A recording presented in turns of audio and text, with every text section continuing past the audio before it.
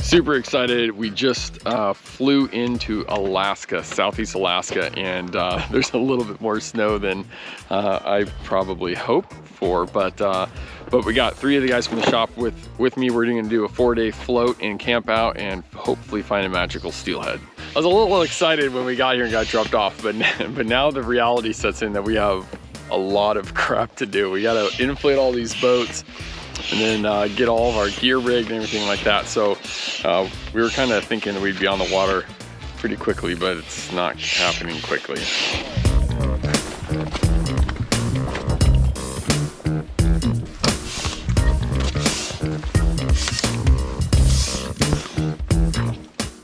How we feeling? Oh. Pre-trip thoughts. Man, pre-trip thoughts here. This is we burned a lot of time just getting set up, but we're excited. And Jake's making beautiful casts, so because if he gets one at the boat ramp, we can just go back to the airport and leave. If you get one at the boat ramp, it means that you won't see another fish the entire trip. That's just a general rule of fishing. Yep. Never hook one within sight of the boat ramp.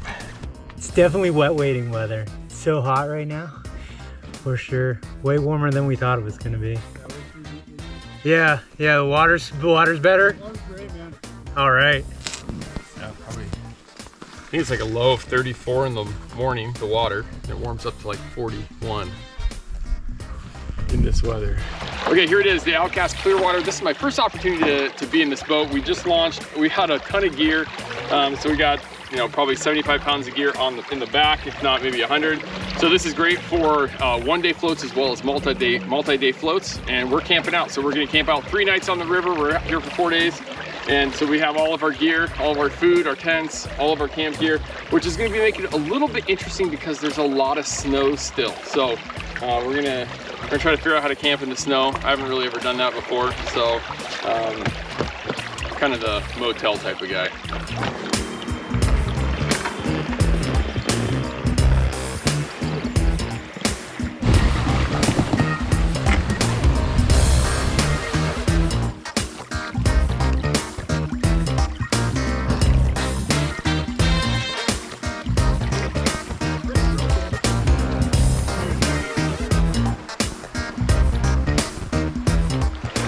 Then stay on the inside.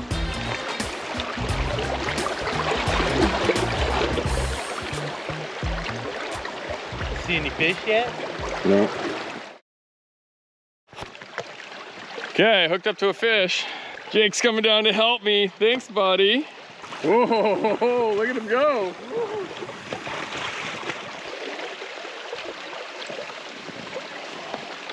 I forgot I strapped it to the boat. I was kind of horsing it and then I saw how big it was. Ooh. Come on, let's get it out. So we, Hold on. Get it tied up.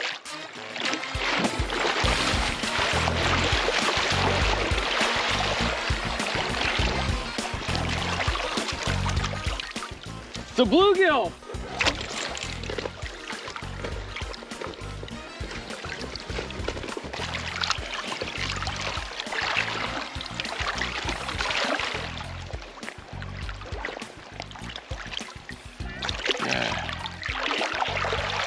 nice.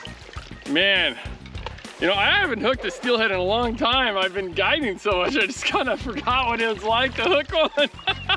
That was cool. Now I know why people pay me to go do this. Guys, thanks for your help. Yeah. I really appreciate that. This was a team effort for sure. That was cool. That was a nice fish. Awesome. We should have taped it. But man, the thing filled up the net pretty good. That it was did. spilling out. That was cool. That was super cool. There you go. Yep.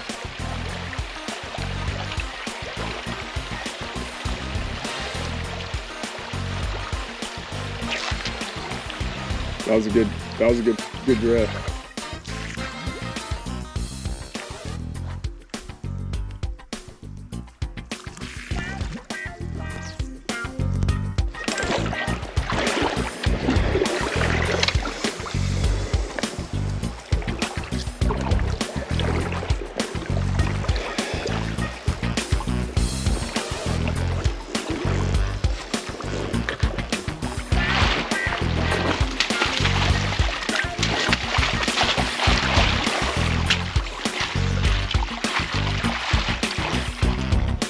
fish is bigger than mine.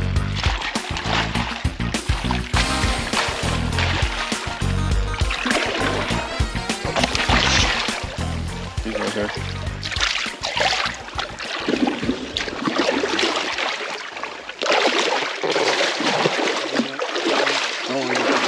Both wrapped on there. Okay.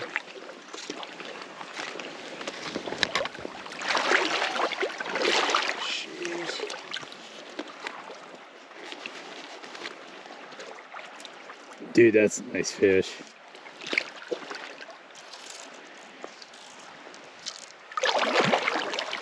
Got the rod. Want to tail him? Well, with all the snow, we're trying to find a little camp spot, but looks like we found what we're looking for in here in the trees. Oh, big fresh pile of moose poop there. But looks like we don't have too much snow in here. We'll be fine to set up tents.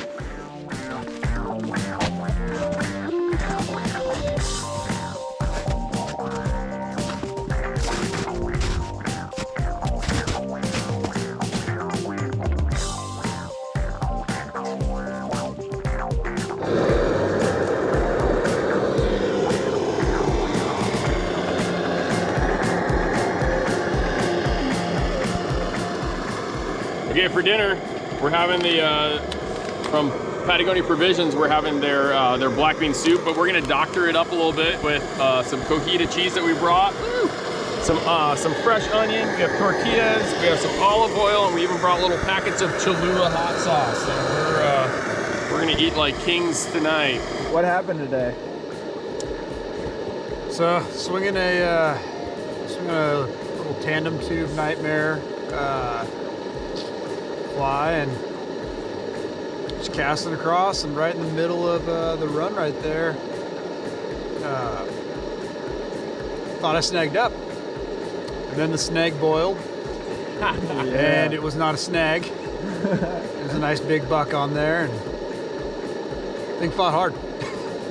That was first steelhead on the swing, so super exciting. Didn't know what to expect, and that was everything and more than I expected. There you go. I drink to that. And then Someone screwed it up. Got it to the net. Yeah, that's about it. Someone, I'm not gonna say who. Yeah, well.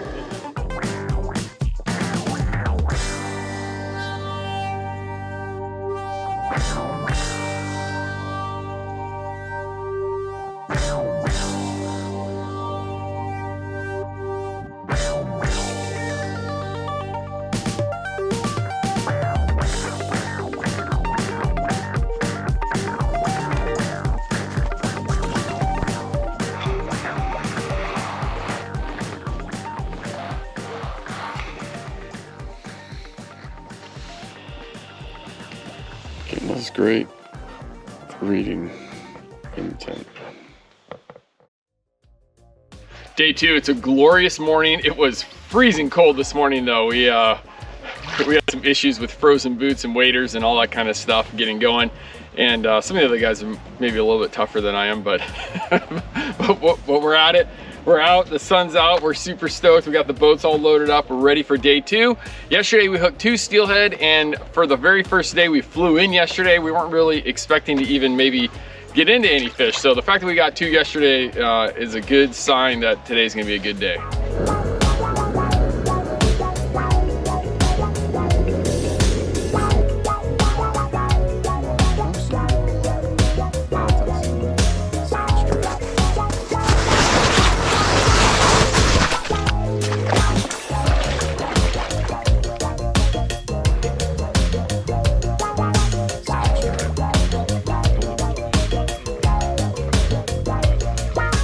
We got Jake on a mission.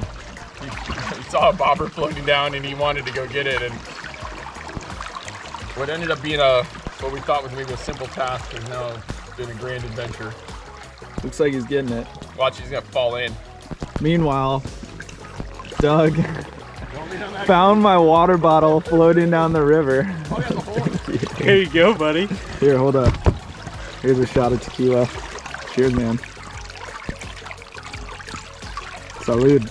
Oh, cheers. Thank you. This has been a super fun trip so far. We're halfway through, and I'm really enjoying this Outcast Clearwater. And it's definitely smaller than what I'm used to with drift boats and rafts and all that kind of stuff. But for solo anglers, or even for the little group trip that we're doing, it's a super fun little deal. We have all of our camping gear with us. It handles the extra weight just fine. I'd have no problem going through some whitewater with this thing. We don't have any on this river this trip, so hopefully I'll get a chance to try it out on another gnarlier river in the future. But fun to fish from. It's easy just to like stand up, put your feet down, and fish. You don't really need an anchor system. So yeah, it's super comfortable. Oh, on this one we have the upgraded Cataract oars with the Magnum blades, and man, having good oars, it doesn't matter what watercraft you're on, having good oars is just makes all the difference. So I highly recommend the upgrade on these. One of the other things I like are these oar locks. They're actual real solid oar locks, and so it just makes it nice to be able to feather the blades, and if you're pushing downstream, or if you really have to crank on it, but just maneuvering, it just helps to have real oar locks. A lot of the other inflatable pontoon style boats don't really have that kind of oar lock system, and they're easy for use and transport, but they don't really give you the maneuverability that a regular oar lock has.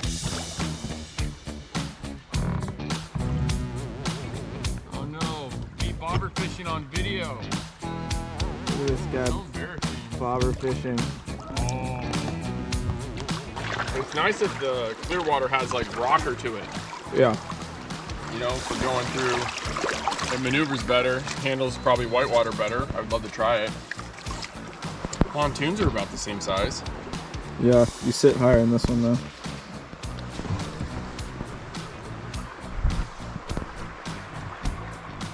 I like that metal bar that's that they run the strap through for the foot peg, foot post. You can add that on yours.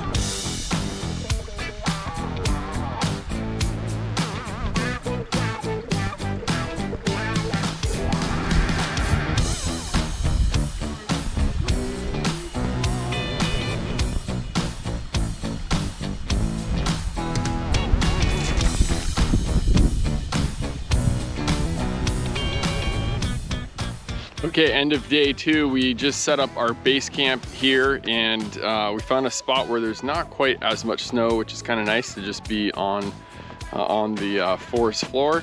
And we didn't hook a single fish today, but that's steelhead fishing. A lot of other people aren't hooking fish, so I guess that's a good thing. It makes us feel a little bit better, at least. But there definitely seems to be more fish upstream from us than downstream. So we're gonna stick with our plan though and continue moving down. So we got a great little view of the river right behind us, right back there. We're gonna probably make some Manhattans, get some dinner going, get some warm food at us.